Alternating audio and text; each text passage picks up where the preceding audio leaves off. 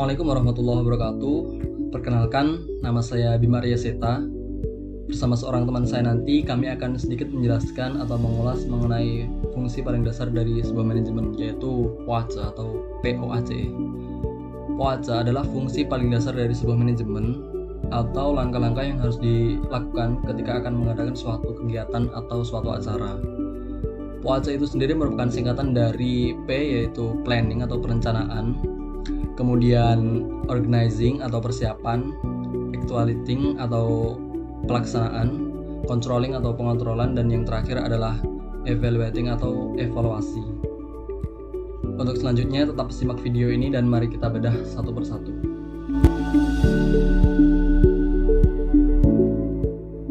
Langkah awal yang harus diperhatikan dan tidak boleh dilupakan ketika akan mengadakan suatu kegiatan yaitu adalah planning atau perencanaan. Terdapat suatu ungkapan yang mengatakan bahwa suatu kebaikan yang tidak terencana akan kalah dengan keburukan yang terencana dengan baik. Ungkapan tersebut menunjukkan bahwa begitu pentingnya sebuah perencanaan, karena dengan sebuah perencanaan, dalam konteks ini, setiap individu atau divisi akan memiliki arah kerja atau haluan kerja yang jelas, dan bisa membantu mengeliminasi hal-hal yang tidak penting atau tidak diperlukan untuk mencapai suatu tujuan tersebut. Perlu dicatat juga bahwa terdapat beberapa faktor penting dalam perencanaan ini. Beberapa faktor tersebut dapat disingkat menjadi SMART, yaitu specific, measurable, achievable, realistic, dan time.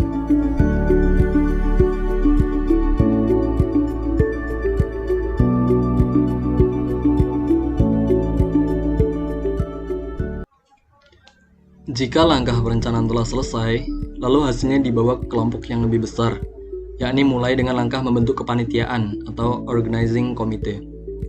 Besar kecilnya orang yang terlibat dalam kepanitiaan tentu saja disesuaikan dengan kebutuhan. Di samping kekurangan SDM bisa menjadi masalah, kelebihan SDM yang terlalu banyak juga bisa menimbulkan suatu masalah. Karena mengatur banyak orang itu lebih sulit daripada mengatur sedikit orang. Masalah juga bisa timbul dari sisi biaya, yang seharusnya bisa lebih hemat jika yang terlibat tidak terlalu banyak. Peran pemimpin dalam kepanitiaan sangat penting. Pemimpin yang baik mampu mengelola SDM yang dipimpinnya agar mempersiapkan setiap detail yang telah direncanakan, sehingga pada tahap berikutnya bisa berjalan dengan lancar. Ingat istilah ini, if you fail to prepare, you prepare for fail. Atau, jika kamu gagal dalam mempersiapkan, sama saja dengan mempersiapkan suatu kegagalan.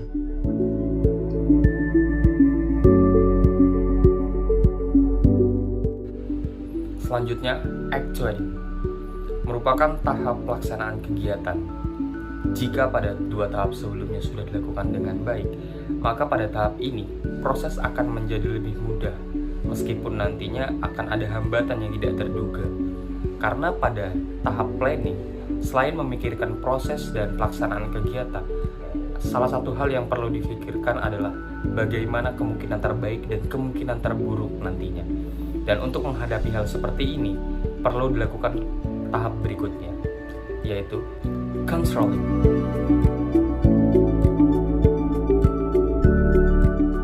Mengontrol jalannya kegiatan.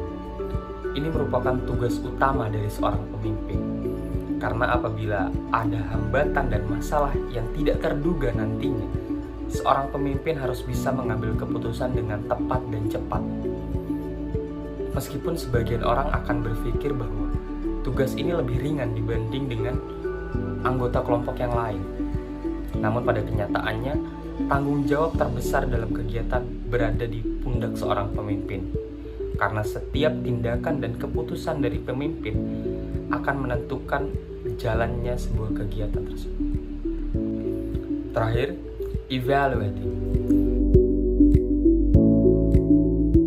Jika seluruh rangkaian kegiatan telah dilaksanakan, perlu adanya evaluasi dengan maksud mengumpulkan setiap permasalahan atau kekurangan yang terjadi pada kegiatan sebagai bahan rujukan untuk melaksanakan kegiatan-kegiatan berikutnya. Mungkin itu saja yang dapat kami sampaikan. Semoga dapat dipahami dan bermanfaat. Kurang lebihnya mohon maaf. Assalamualaikum warahmatullahi wabarakatuh.